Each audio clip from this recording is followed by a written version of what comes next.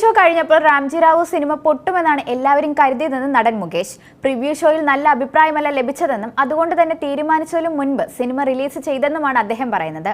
സിദ്ദിഖ് ലാൽ കൂട്ടുകെട്ടിലെ ആദ്യ സംവിധാനമായിരുന്നു 1989 പുറത്തിറങ്ങിയ Ramji Rao speaking. Cinema വൻ ഹിറ്റായിരുന്നു. ഇപ്പോഴും മലയാളികൾ റീവാച്ച് ചെയ്യുന്ന സിനിമകളിൽ ഒന്നാണിത്. റാംജി റാവു സ്പീക്കിംഗിന്റെ പ്രിവ്യൂ ഷോ ഇട്ടു. അത് പ്രൊഡ്യൂസറും ഡയറക്ടറും ഒക്കെ പരിശോധിക്കുന്നതാണ്. അവർ സിനിമ കാണാൻ വരുന്നവരുടെ മുഖവും അവരുടെ രീതികളും ഒക്കെ നോക്കും. എല്ലാവർക്കും ഭയങ്കര നിരാശയായിരുന്നുവെന്നും സിനിമ കാണാൻ കുറെ കുട്ടികളുണ്ടായിരുന്നു, അവർ ഒരിക്കൽ പോലും ചിരിച്ചില്ലെന്നും അവർക്ക് മനസ്സിലായില്ല എന്നും അങ്ങനെയാണ് ഓണത്തിന് റിലീസ് ചെയ്യാതെ 2 ആഴ്ച മുൻപ് റിലീസ് ചെയ്തത്. ആത്മവിശ്വാസം നഷ്ടപ്പെട്ടു. പ്രിവ്യൂ ഷോ കണ്ടിട്ട് പലരും ചിരിച്ചില്ല, നല്ല അഭിപ്രായമായിരുന്നില്ല.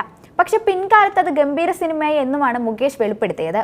മുകേഷ്, ഇന്നസെന്റ്, സായ്കുമാർ എന്നിവർ പ്രധാന വേഷങ്ങളിലെത്തിയ സിനിമയായിരുന്നു റാംജി റാവു സ്പീക്കിംഗ്. സായ്കുമാറിന്റെ ആദ്യ നായിക വേഷവും ഈ സിനിമയായിരുന്നു. വിജയരാഘവൻ, രേഖ, ദേവൻ, മാമുക്കോയ തുടങ്ങിയവരും സിനിമയിൽ അഭിനയിച്ചു. സിദ്ദിഖ് ലാൽ തന്നെയാണ് സിനിമയുടെ തിരക്കഥ ഒരുക്കിയത്. ഫാസിൽ, ഔസേപ്പച്ചൻ വാളംകുഴി, സ്വർഗചിത്ര അപ്പച്ചൻ എന്നിവർ ചേർന്നാണ് സിനിമ നിർമ്മിച്ചത്. 1989 ഓഗസ്റ്റ് 4-നാണ് സിനിമ റിലീസായത്. തെലുങ്ക്, ഒഡിയ, കന്നഡ, ബംഗാളി, പഞ്ചാബി ഭാഷകളിലും സിനിമ റീമേക്ക് ചെയ്തിട്ടുണ്ട്.